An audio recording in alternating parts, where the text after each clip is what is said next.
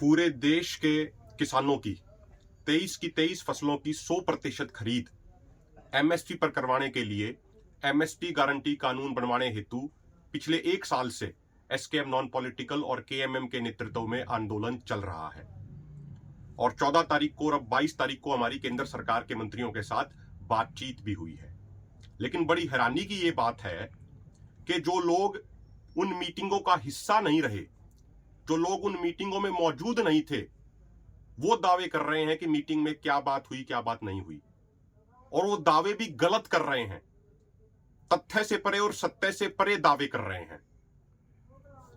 कुछ दिन पहले 17 तारीख को हरियाणा के एक नेता के उनके पदाधिकारी हमें फोन करते हैं चीजों को समझने के नाम पे कि भाई किस तरीके से बातचीत हुई, क्या बातचीत हुई, किसी मुद्दे को समझने के नाम पे। तो उनसे हमारी लगभग 13.5 मिनट की टोटल बातचीत हुई और उस बातचीत में से एक 5-5.5 मिनट की ऑडियो क्लिप बीच में से काट के उसको गलत तरीके से वे वायरल करने का प्रयास कर रहे हैं।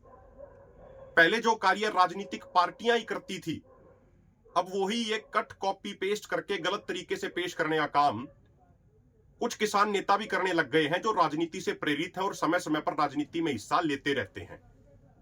हम आपको ये बिल्कुल क्लियर कर दें, दोनों मोर्चे जो लड़ाई लड़ रहे हैं, दोनों मोर्चों की मांग बिल्कुल स्पष्ट है कि एमएसपी गारंटी कानून बनाया जाए, देश के सभी किसानों की 23 फसलों की 100% खरीद एमएसपी पर हो, यह सुनिश्चित किया जाए। अगर कोई भी व्यक्ति एमएसपी से नीचे खरीदता है किसान की फसल को, तो उस व्यक्ति के खिलाफ, उस व्यापारी के खिलाफ, सरकारी प्रोक्योरमेंट एजेंसी के अधिकारी के खिलाफ कार्रवाई होनी चाहिए। यह हमारे देश में कानून बनना चाहिए। इस बात की हम लड़ाई लड़ रहे हैं। हमने मीटिंगों में बिल्कुल स्पष्ट रखा कि एमएसपी गारंटी कानून से हमारा अर्थ है कि देश के सभी किसानों की 23 फसलों की 100% खरीद एमएसपी के ऊपर हो।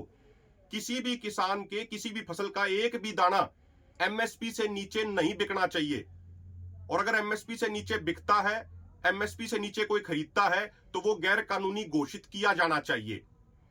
जब कई बार बात आती है, अक्सर चर्चा में बात आ जाती है कि भाई एमएसपी गारंटी कानून बन गया तो फिर व्यापारी पीछे हट जाएंगे, व्यापारी घरों में बैठ जाएंगे, महंगाई बहुत बढ़ जाएगी, मार्केट डिस्टोर्शन हो जाएगा। जब इन मुद्दों पे चर्चा होती है तो तब हम ये जवाब देते हैं कि सरकार गारंटर बने कि भाई देश में एक भी दाना एमएसपी से नीचे नहीं बिकने दिया जाएगा।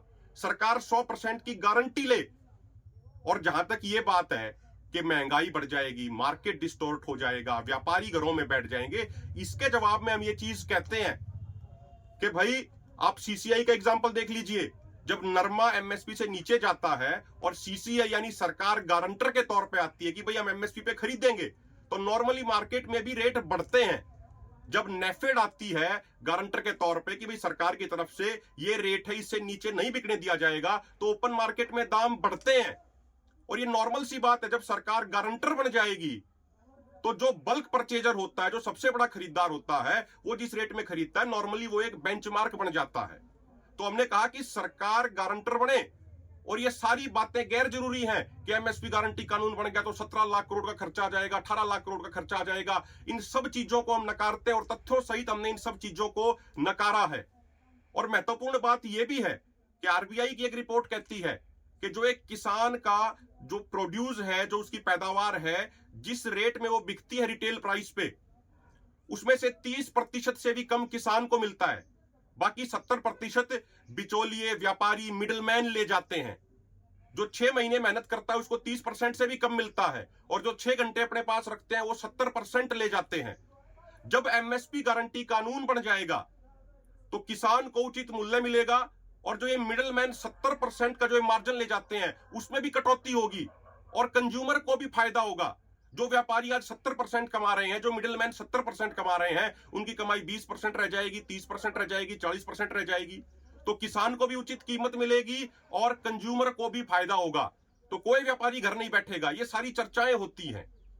इसके अलावा हमें यह भी समझना चाहिए, किसी व्यापारी ने 2 करोड़, 4 करोड़, 5 करोड़ का अगर इन्वेस्टमेंट करके कोई प्लांट लगाया है, कोई भी फूड प्रोसेसिंग यूनिट लगाई है, आज वो एमएसपी गारंटी कानून ना होने की वजह से 200 रुपए, 300 रुपए सस्ता माल खरीद के ज्यादा मुनाफा कमा रहा है, तो कल को जब एमएसपी गारंटी कानून बन जाएगा तो उसके मुनाफे की प्रतिशत घट जाएगी। लेकिन उसका यह मतलब नहीं है कि वो 5 करोड़ 7 करोड़ का अपना प्लांट बंद करके घर बैठ जाएगा। बस इतना हो जाएगा कि उसके मुनाफे का प्रतिशत घट जाएगा। और देश के किसानों को यह भी समझना चाहिए कि जो लोग डब्ल्यूटीओ के हिमायती रहे हैं, जो लोग डब्ल्यूटीओ के पक्ष में लिखते रहे हैं, वो कभी नहीं चाहेंगे कि देश के किसानों के लिए एमएसपी गारंटी कानून बने, क्योंकि डब्ल्यूटीओ भी नहीं चाहता कि एमएसपी गारंटी कानून बने। डब्ल्यूटीओ भी नहीं चाहता कि एमएसपी रहे, किसानों को एमएसपी मिले। ये डब्ल्यूटीओ नहीं चाहता है, ये हम सब जानते हैं। और जो लोग किसान होने के साथ साथ व्यापारी भी हैं, वो भी नहीं चाहेंगे कि एमएसपी गारंटी कानून बने, क्योंकि पूरे देश में एमएसपी गारंटी कानून बन गया तो वो लोग जो दूसरे स्टेटों से, बिहार से, यूपी से 200 रुपया, 300 रुपया, 400 रुपया, हजार रुपया सस्ता जो अनाज लेके आते हैं, जो धान लेके आते हैं और उस पर फिर मोटा मुनाफा कमाते हैं, उनकी वो मुनाफाखोरी बंद हो जाएगी। तो ऐसे जो व्यापारी हैं इस तरह के, वो भी नहीं चाहते, सेलर मालिक भी नहीं चाहते कि एमएसपी गारंटी कानून बने। इसीलिए ये लोग जानबूझ के किसानों को, लोगों को भ्रमित करने का कार्य करते हैं। ऐसे लोगों को सोचना चाहिए, अपने अंदर झांक के देखना चाहिए कि राजनीतिक पार्टियों की तरह ऑडियो क्लिप्स को, 13.5 मिनट की ऑडियो क्लिप को बीच बीच में से काट के गलत तरीके से वो पेश करते हैं। ऐसे लोगों को खुद के अंदर झांकना चाहिए, आत्ममंथन करना चाहिए कि वो किस स्तर तक लगातार नीचे गिर रहे हैं।